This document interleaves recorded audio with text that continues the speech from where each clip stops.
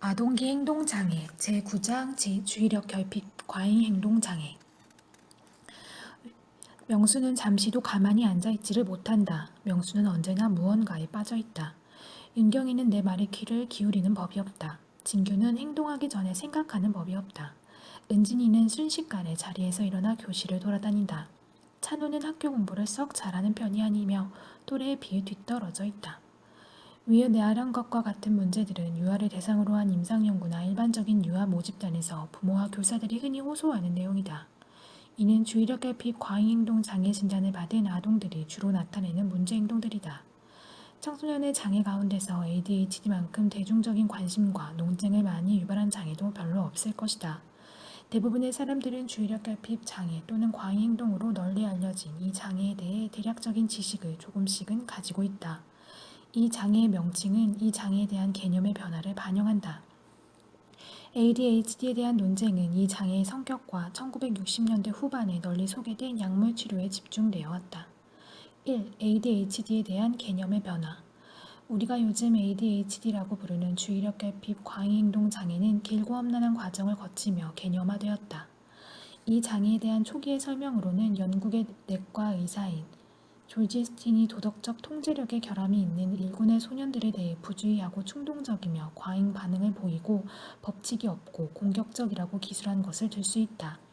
미국에서는 1917년에서 1918년에 유행한 뇌염을 앓고 난 뒤 앞의 소년들과 유사한 성향을 가지게 된 사람들에 대한 관심이 계기가 되었다.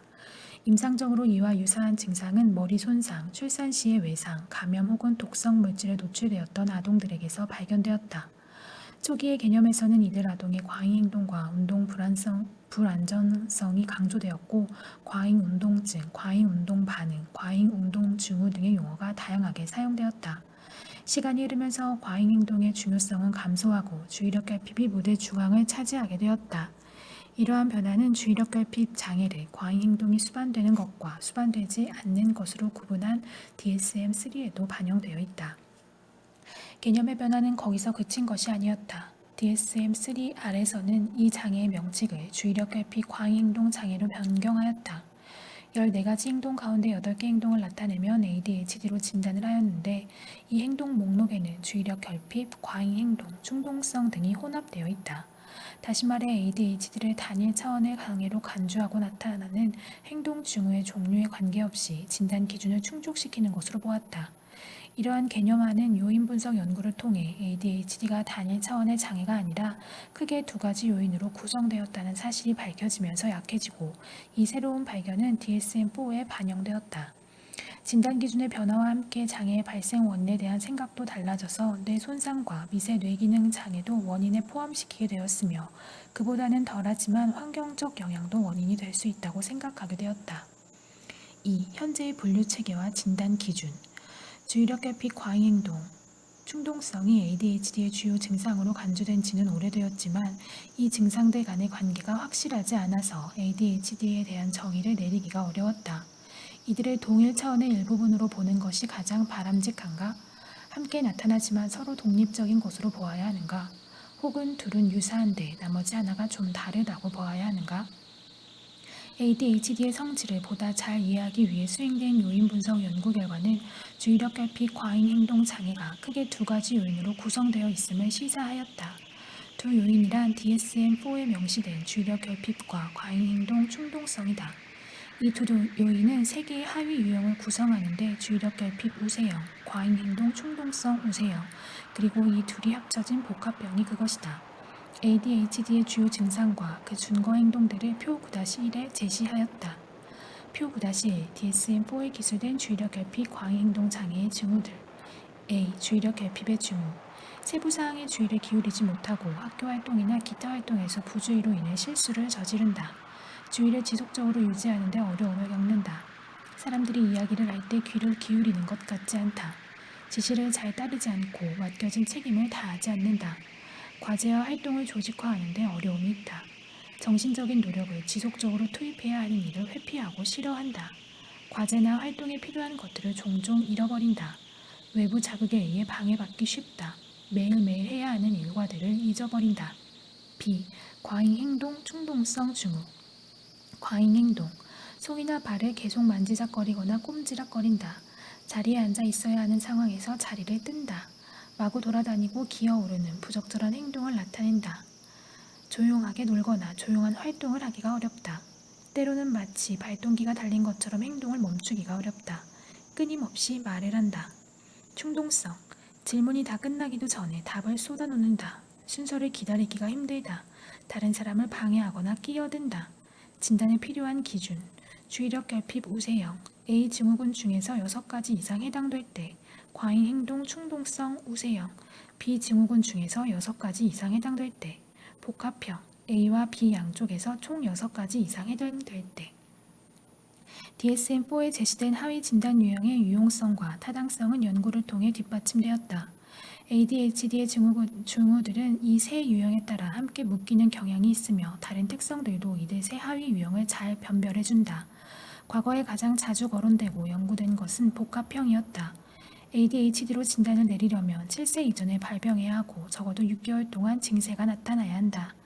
나이 기준 때문에 주의력 결핍 우세형을 제대로 진단하지 못할 가능성이 있다는 문제가 제기되었는데 주의력 결핍은 다른 증상에 비해 늦게 표면화하기 때문이다. 그러나 정상 아동도 이러한 준거 행동들을 어느 정도는 나타내며 발달 수준에 따라 그러한 행동이 나타나는 정도가 변화할 수도 있기 때문에 발달 수준과 맞지 않는 증상들이 나타날 때에만 진단이 내려진다. 그 밖에도 사회적 기능, 학업 수행, 작업 기능 등에서도 문제가 있다는 분명한 증거가 있어야 한다. 또한 증상이 광범위하게 관찰되어야 하는데 적어도 두 상황에서 증상이 나타나야 한다. 이 조건은 DSM-4에 새롭게 추가된 것으로서 증상이 광범위하게 나타나는 정도가 장애의 심각성과 연결되어 있다는 증거를 반영한다.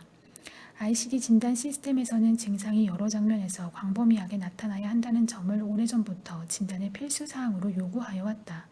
그러므로 이제 DSM과 ICD가 이 문제에 대해서는 의견을 통일한 셈이다.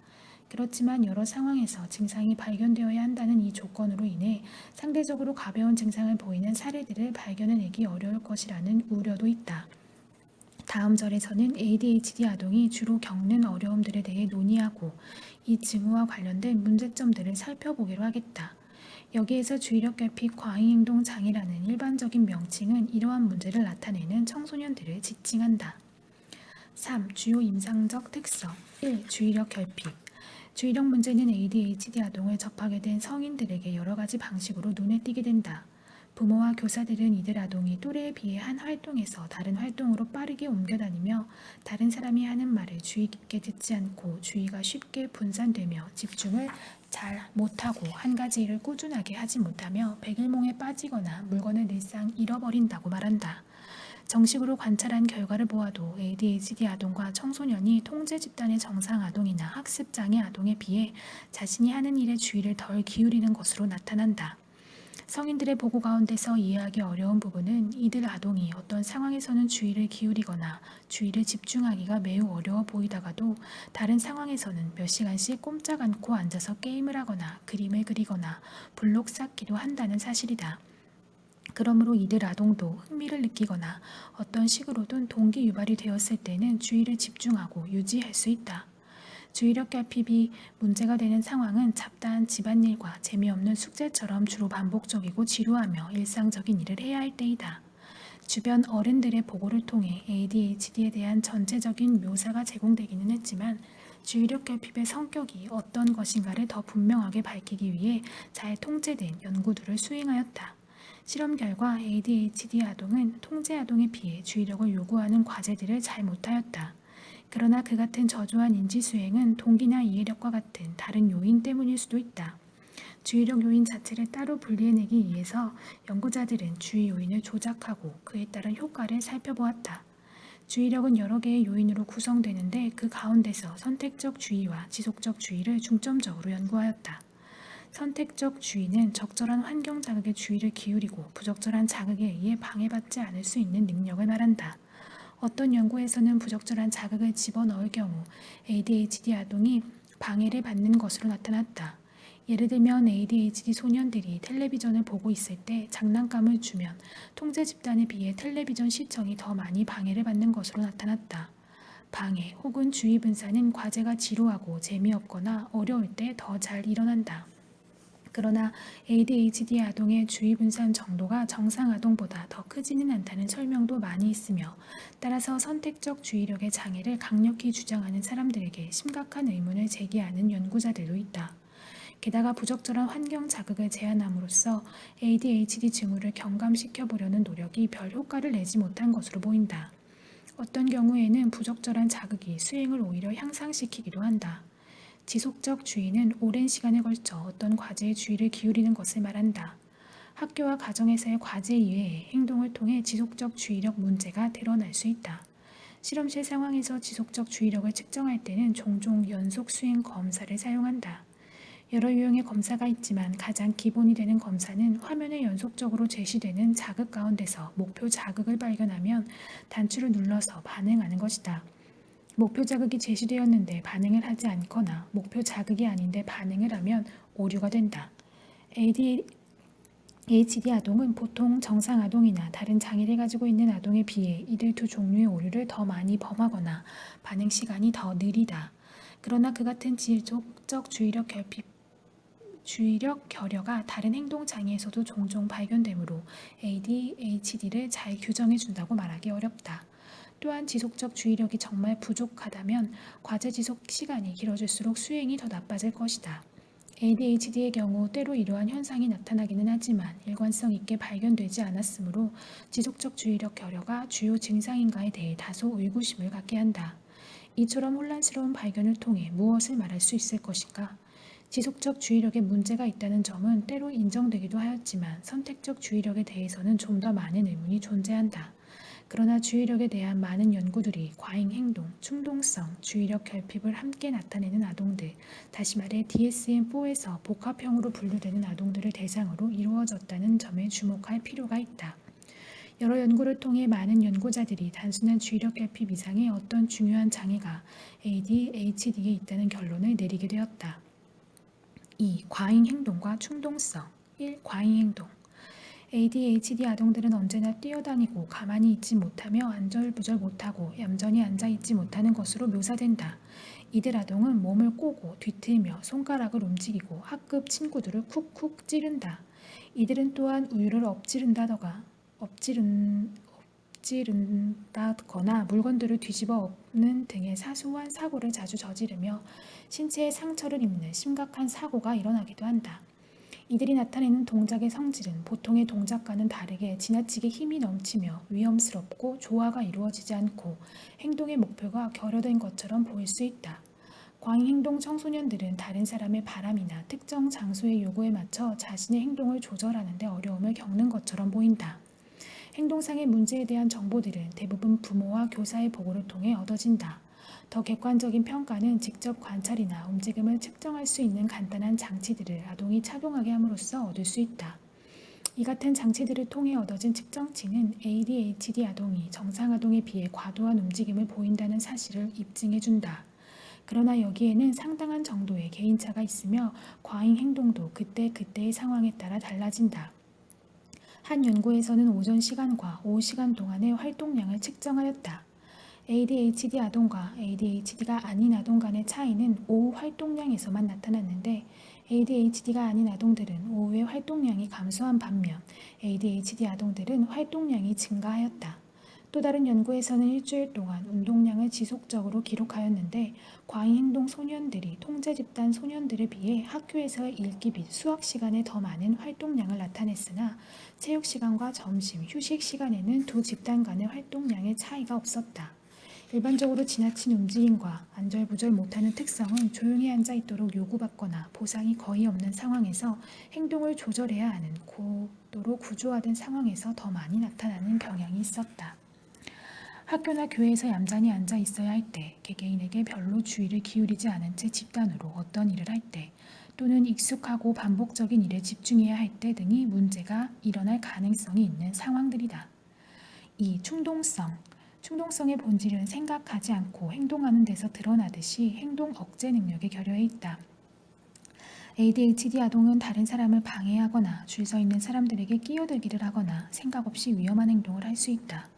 참을성을 필요로 하거나 제약이 있는 활동은 제대로 수행하지 못하기가 쉽다. 한마디로 참고 억제하고 행동을 통제하는 능력이 부족한 것이다. 이러한 충동성 때문에 이들은 조심성이 없고 무책임하며 미성숙하고 게으르거나 버릇이 없어 보이기도 한다. 충동성은 실험실에서 다양한 방법을 통해 평가되어 왔다. 여러 유형의 정지 신호 과제가 널리 사용되고 있다. 이 과제에서는 화면에 어떤 자극이 나타날 때마다 아동들이 각 신호에 해당되는 단추를 누르도록 되어 있다. 그런데 가끔씩 자극이 나타날 때 특별한 신호가 함께 제시되고 그러면 아동은 재빨리 반응을 억제하고 단추를 누르지 말아야 한다. ADHD 아동을 대상으로 한 몇몇 연구에서 이 아동들이 정지 신호 과제를 잘하지 못한다는 것을 보여주었다. 이 발견은 다른 연구 결과와 더불어 운동 반응 억제가 주의력 결핍 과잉행동 장애의 중요한 특성임을 분명하게 말해준다. 낯익은 그림 대응 과제에서는 아동에게 문제 그림과 함께 6개의 보기 그림을 제시하는데 이 6개 가운데 1개를 제외하고는 모두 문제 그림과 약간씩 다르게 되어 있다. 아동에게 6개의 보기 그림 가운데 문제 그림과 똑같은 것을 고르라고 했을 때 상대적으로 빠르게 답을 고르면서 오답을 나타내는 것을 충동성의 지표로 삼는다. 이들 지표, 특히 대응 오류는 가끔 틀리는 경우도 있기는 하지만 정상 아동과 ADHD 아동을 변별해 줄 수 있다. 3. ADHD 사례의 기술, 복합형. ADHD 진단을 받은 아동이라도 그 징후가 동질적이지 않을 수 있는데 가장 흔한 유형은 주의력 결핍, 과잉행동, 충동성 징후가 복합적으로 나타나는 경우이다. 다음에 기술된 사례는 대략 7세 정도로 된 아동의 ADHD 복합형 징후를 잘 보여준다. 부모가 보기에 지민은 나쁜 아이가 아니다. 지민은 성질이 못되었거나 반항을 하거나 공격적이지는 않다. 그러나 가만히 있지 못하고 돌아다니며 때로는 잘 살펴보지도 않고 찻길로 뛰어들거나 전기 소켓의 열쇠를 꼽는 것과 같은 위험한 행동을 저지르기도 한다. 고의로 그러는 것은 아니지만 부모가 말한 것을 그대로 따르지 않는 일도 자주 있다. 지민은 자기 주변에서 일어나는 흥미로운 일에 빠져버리는 것 같다. 지미에게는 할 일을 계속해서 주지시켜주지 않으면 안 된다. 지미의 부모는 적극적인 대처 방법을 강구하였는데 지미는 지미를 계속 지켜보고 기억을 상기시키고 즉각적인 보상과 처벌을 활용하기로 한 것이다. 지미가 유아원에 가게 되었을 때 주의력이 부족하고 과잉행동의 충동적인 특성 때문에 한 프로그램에 참여하지 못하게 되었으며 두 번째 프로그램에서도 나가달라는 요청을 받았다. 지미가 보인 문제 행동에는 순서가 되지 않았는데 이야기를 한다거나 집단 활동에서 마음대로 빠지거나 남을 방해하거나 지나친 상상놀이를 하는 것 등이 들어 있었다. 유치원에 갔을 때도 비슷한 문제가 보고되었는데 주의 집중에 문제가 있었고 활동이 지나치며 독립적으로 일을 하지 못하였다. 그 당시의 평가에 의하면 지미는 평균보다 높은 지능을 가지고 있었으나 성취 수준은 그에 다소 못 미쳤다. 초등학교 1학년이 되자 지미의 충동성이 사회적 관계를 방해하기 시작하였다. 지미는 미성숙하고 어리석은 아이로 취급되었다. 또래 친구들은 지미가 자기들을 못살게 굴고 밀거나 잡아당긴다고 불평하였고 아이들에게 친절하게 대하는데도 불구하고 지미는 친구 관계를 유지할 수가 없었다. 나이가 더 어릴 때는 용납되던 지미의 행동이 이제는 또래 친구들에게 받아들여지지 않게 되었다. 교사들도 불만스러워하였다. 체육 코치는 지미가 엉뚱하게 행동하며 틀이 짜여진 스포츠 활동에 참여할 줄 모른다고 말하였다. 교실에서는 교사의 지시를 따르지 않고 정해진 시간에 일을 끝마치지 못하며 끊임없이 움직이고 시끄러운 소리를 내서 다른 아이들을 방해하였다. 교사가 행동수정 기법을 적용해 보았으나 지미가 과제에 집중하도록 만드는 데에는 그리 큰 도움이 되지 않았다. 그 뒤에 실시된 평가에서 지미는 평균 이상의 지능을 나타내지만 연속 수행 과제 결과 지속적 주의에 장애가 있었으며 광범위한 상황에서 만성적으로 나타나는 주의력 결핍과 과잉행동 충동성을 보였다. 이러한 문제 때문에 지미의 사회적 관계와 학업 수행이 손상되었다. 다른 정신질환은 발견되지 않았다. 지미의 행동에 대한 이와 같은 기술은 ADHD의 주요 특성들뿐만 아니라 그러한 장애로 인해 다른 기능들이 얼마나 폭넓게 영향을 받는가를 보여준다. 4. 관련된 특성들. ADHD의 핵심적인 문제 이외에도 이 장애를 가진 청소년들은 여러 기능 영역에서 예상보다 더 큰 어려움을 경험하는 것으로 보고된다. 이들이 겪는 어려움들은 임상적, 이론적으로 매우 흥미롭다. 1. 지능학습장애 학업수행. 1. 지능과 학습장애. 집단 평균으로 비교해보면 ADHD 아동은 정상 아동 또는 정상적인 형제들에 비해 약간 낮은 일반 지능을 나타낸다. 지능결핍은 아동이 3세가 될 때부터 이미 과잉 행동과 관련을 보이는 것으로 여겨져 왔다. 그러나 많은 아동이 정상 지능의 범위 안에 들어가며 심지어 영재 수준까지를 포함하는 지능의 전체 범주가 두루 나타난다. ADHD 아동들이 특수학습 장애에 취약하다는 것은 이미 알려져 있다. 이들은 읽기, 수학, 철자법, 기타 학업 영역에서 장애를 보이는데 이는 지능이 낮아서가 아니다. ADHD와 LD의 동시 발생은 그 비율이 일정하지는 않아도 광범위하게 보고되고 있다. 역학 연구에서는 9에서 11% 비율로 나타났는데 임상 집단에서는 그 비율이 훨씬 높아서 20에서 50%에 이른다. 윌컷과 동료들이 수행한 한 흥미로운 연구에서는 임상에 의뢰되지는 않았으나 ADHD, 읽기 장애 또는 둘 다를 나타내는 쌍생아들의 인지 장애를 비교하였다. ADHD는 억제 기능의 장애와 관련되어 있었고 읽기 장애는 단어의 소리와 기억 능력의 장애와 관련이 있었다. 이 두 장애를 모두 나타내는 아동들은 이 두 영역에 모두 문제를 보여 장애의 정도가 가장 심각하였다. 이와 유사한 결과가 7세와 11세 아동을 대상으로 한 다른 연구에서도 발견되었다. ADHD에서 학습 장애로 가는 발달 경로는 아직 완전히 밝혀지지 않고 있다. 그러나 주의력 결핍이 나중에 읽기 문제를 예측해주는 것으로 나타났다. 또한 읽기 장애가 ADHD에 영향을 미치기보다는 ADHD가 읽기 장애에 더 영향을 미치는 것으로 보인다. 2. 학업 문제. ADHD 아동은 유난히 학업 실패가 많다. 학업 성취도 검사 점수, 학교 성적, 학년 진급 실패, 부지나 특별반 배치 현황 등을 통해 이를 확인할 수 있다. ADHD 아동은 그들이 학습할 수 있는 것처럼 보이는 것조차도 제대로 습득하지를 못한다. 30%가량은 학교에서 유급을 경험한다. 30에서 40%는 부지나 특별반에 배치된 경험이 적어도 한 번씩은 있으며 50%는 개별적인 학업 지도를 필요로 한다. 10에서 35%는 끝내 고등학교를 졸업하지 못한다.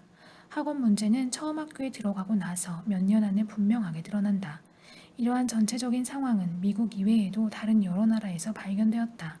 대부분의 ADHD 아동은 학교 교실에서 요구하는 행동 기준을 충족시키기가 어렵다. 2. 집행기능. 여러 가지 기초인지 기능 장애가 ADHD와 관련되는데 그러한 관계가 일관성 있게 나타나는 것은 아니다. 그 중에서도 행동의 계획 및 조직, 반응 억제, 과제에 대한 심적 표상 형성, 전략 변경, 자기조절 등을 포함하는 집행기능 장애와 관련된 증거는 강력한 편이다. 앞서 언급했던 정지, 신호검사를 포함하여 여러 가지 과제가 집행기능을 평가하는 데 사용된다. ADHD 아동에게는 반응 억제를 요구하는 과제가 특히 큰 영향을 미친다.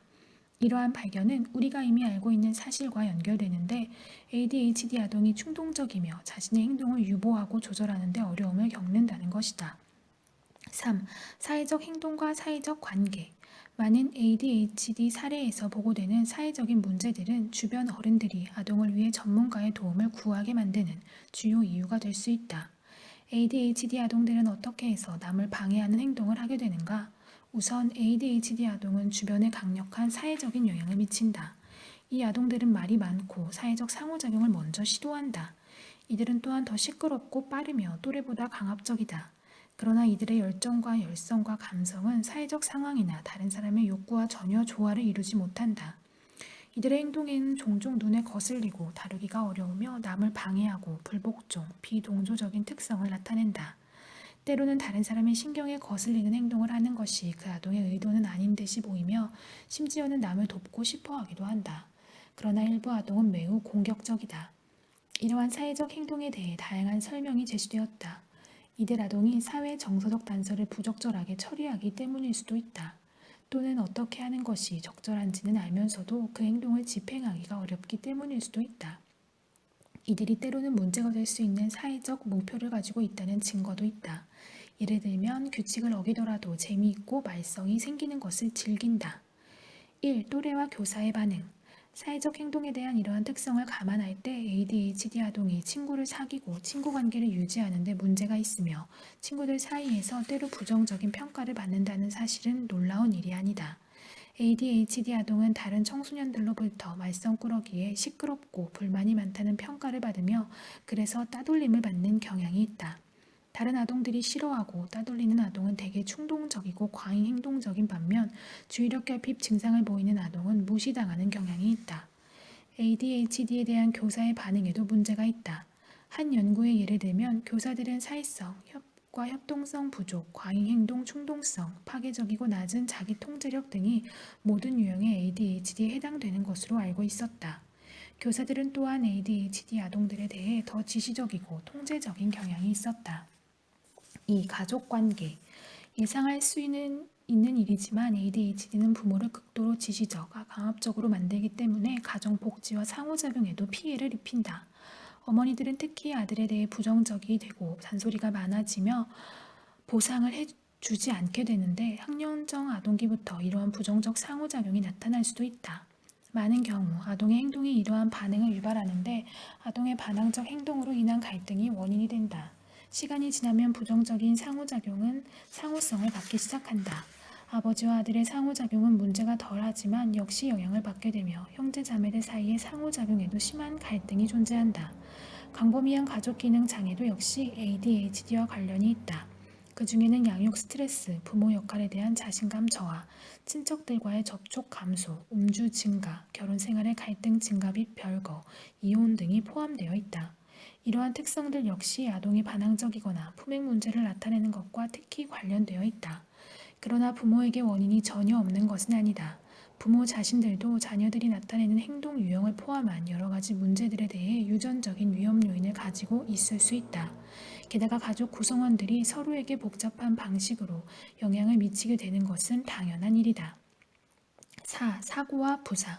통제 집단과 비교할 때 ADHD 아동들은 사고로 인해 다치는 경우가 더 많다. 예를 들면 통제 집단의 아동은 3%가 사고로 독성 물질에 노출되고 15%가 골절상을 입는 데 비해 ADHD 아동은 그 수치가 각각 7%와 23%로 더 높다. 일반적으로 자전거 사고와 같은 일상적 사고를 경험한 사람들 가운데에는 과잉 행동성이 있거나 충동적 혹은 반항적인 사람들이 특히 많다. ADHD 청소년들은 자동차 사고나 속도 위반, 음주운전 같은 운전 규칙 위반 가능성이 더 크다. 최근에 한 연구는 청소년기 때 ADHD 증상에서 높은 점수를 받았던 성인들에게서 실제로 이러한 결과를 발견하였다.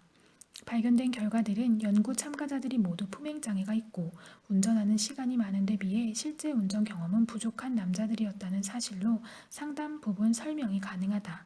그러나 이들 요인을 제외한 뒤에도 주의력 결핍은 심각한 교통사고 및 위험한 운전 행동과 여전히 관련이 있는 것으로 나타났다. 주의력 결핍과 과잉행동 충동성은 청소년을 사고와 부상의 위험에 노출시키는 직간접 요인이 되는 것 같다. 5. 적응 기능. ADHD의 전반적인 적응력을 평가하려는 시도가 최근에 이루어졌다. 이들은 전체적으로 정상 수준의 지능을 가졌음에도 불구하고 적응에 장애를 보인다는 것이 밝혀졌다. ADHD는 독립성과 자기를 돌보는 능력 면에서 자신들보다 더 심한 인지장애를 보이는 사람들과 유사한 수준을 보이기도 한다. 따라서 많은 아동들이 능력에 비해 더 미성숙한 행동을 나타낸다. 이들에 대해서는 주위 어른들이 더 큰 관심을 가지고 살펴볼 필요가 있다.